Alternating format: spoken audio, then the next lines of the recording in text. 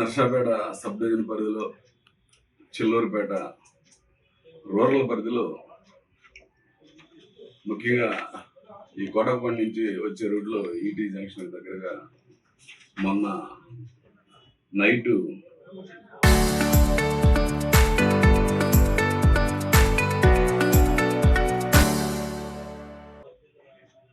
ఈ అడ్వకేట్ పేరు వచ్చేసి శ్రీరామ హరిప్రసాద్. ఇతను మార్కాపురం బార్లో అడ్వకేట్గా రికార్డ్ అయి ఉన్నాడు. అడ్వకేట్గా ప్రాక్టీస్ కూడా చేస్తున్నాడు. ఇతన్ని అతి క్రూరంగా చంపి రాడ్లతోటి అక్కడ ఉన్న పెద్ద బండతోటి అది క్రూరంగా చంపి మళ్ళీ అతని బండిని పక్కనే డౌన్లో వేసి అతని మీద బండిని పడేసి ఈ యొక్క మర్డర్ని యాక్సిడెంట్గా క్రియేట్ చేయడానికి తీవ్ర ప్రయత్నం చేశారు ముద్దాయిలు.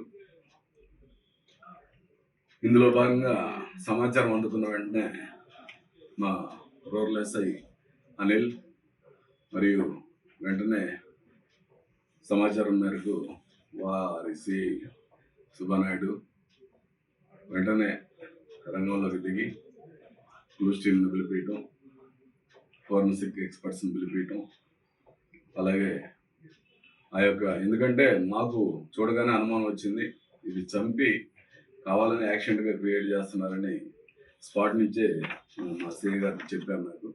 నేను కూడా వెంటనే సీన్ విజిట్ చేయడము, ఎస్పీ గారి ఉత్తర్వుల మేరకు ఎస్పీ గారికి మేము చెప్పిన దాని మీద ఇది అడ్వకేట్ చాలా ఇంపార్టెంట్, వెంటనే క్రెడిట్ కావాలని ఆర్డర్స్ వేశారు.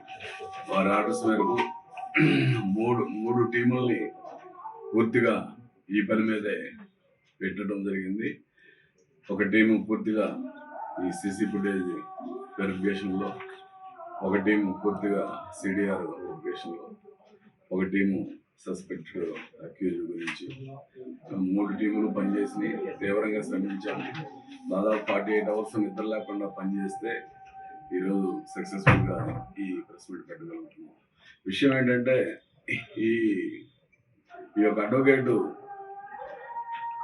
మార్కాపురం అడ్వకేట్ యొక్క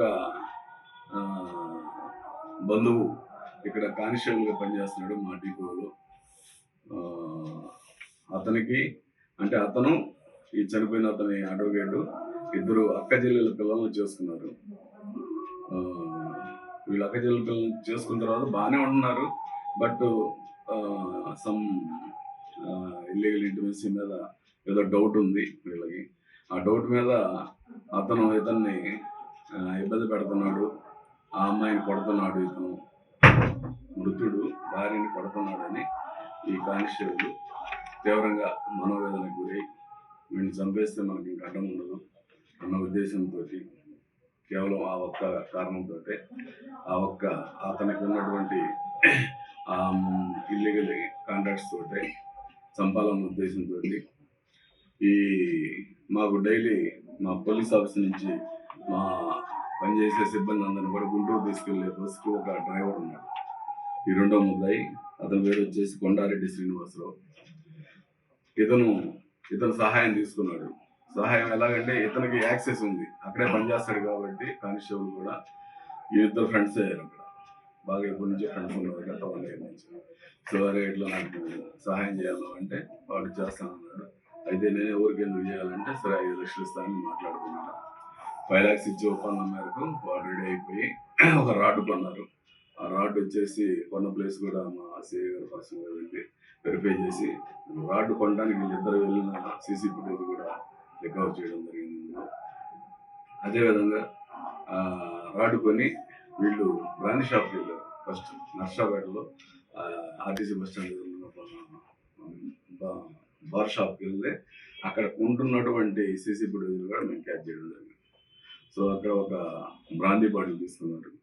ఆ బ్రాందీ బాటిల్ తీసుకొని ముందే ప్రీ ప్లాంట్ ఇతనికి తాపాలి, వాళ్ళు తక్కువ తాగాలి ఉద్దేశంతో ఆ బాటిల్లో దాదాపు 75% ఇతనికే తాగారు. వచ్చి కొడకొండ దగ్గర సెంటర్లో కూర్చొని తాగిన తర్వాత తెలియని మైకంలో అటు ఇటు తిప్పేసి వీళ్ళకి కూడా ఎక్కడ చంపాలో తెలియక అటు తిరిగి ఇప్పుడు ఈ యూటీ జంక్షన్ దగ్గరగా అతన్ని నైటు పడేసి కొట్టి రాడుతో కొట్టి చంపి కింద పక్కనే చిన్న ఒక 5 అడుగుల లోతు కాలువ ఉంది. కాలువ అంటే రోడ్ డౌన్, ఆ డౌన్లో పడేశారు. దాని మీద ఈ బండి పడేశారు. అయితే ఎట్టి పరిస్థితుల్లో అక్యూట్ తప్పించుకోలేడు. అక్కడ వాళ్ళు చేసిన తప్పు ఏంటంటే వెంటనే ఆ బ్లడ్ స్టెయిన్స్ ఇతని బండి మీద పడ్డాయి, మృతుడి బండి మీద పడ్డాయి. అదేవిధంగా ఇది చంపినటువంటి వీళ్ళ బండి మీద, మామూలు బండి మీద కూడా పడ్డాయి. అవి కంపారిజన్కి పంపిస్తున్నాం సీజ్ చేసి. అది ఆటోమేటిక్గా ఒకటే అవుతాయి. అదేవిధంగా మృతుడికి సంబంధించిన ఇతర ఇవి కూడా సీజ్ చేయడం జరిగింది, బట్టలు కానీ ఇవన్నీ కూడా కంపారిజన్కి వెళ్తే కంపారిజన్లో ఈ కంపారిజన్ వస్తుంది. అదేవిధంగా ఈ ఈ దీంట్లో చాలా ఫాస్ట్గా వీళ్ళిద్దరిని ఐడెంటిఫై చేయడం జరిగింది. కేవలం ఓన్లీ టెక్నికల్ అనాలిసిస్ తోటి చేసి వాళ్ళిద్దరిని అదుపులోకి తీసుకొని ముద్దాయిలిద్దరిని కానిస్టేబుల్కి 5 లక్షల కోసం ఒప్పుకున్నటువంటి సహాయం చేసిన వ్యక్తిని ఇద్దరిని అదుపులోకి ఈరోజు తీసుకొని ఈరోజు కోర్టుకు పంపించడానికి రిమైండ్ చేయడానికి రెడీ చేస్తున్నాం. ఇందులో ఇంకా చాలా డీటెయిల్స్ రావాల్సినవి ఉన్నాయి. అసలు ఇతను చెప్పే వర్షను ఇల్లీగల్ వర్షన్ చెప్తున్నాడు, ఇల్లీగల్గా జరిగింది దాని మీదే వెళ్తున్నాను. ఇది కాకుండా ఇంకేమైనా ఇతర కోణాలు ఉన్నాయా ఇందులో? అంత అనవసరంగా ఒక మనిషిని అందులో ఒక అడ్వకేట్ని చంపాల్సిన అవసరం ఎందుకు ఉంది? ఏమైనా ఫైనాన్షియల్ మిస్అండర్స్టాండింగ్స్ ఉన్నాయా? ఇవన్నీ కూడా వెరిఫై చేయడం కోసం రేపే మేము కోర్టుకి మళ్ళీ పోలీస్ కస్టడీకి తీసుకొని ఫర్దర్ విచారణ చేసి దీనిలో పూర్తి దర్యాప్తు చేస్తాము.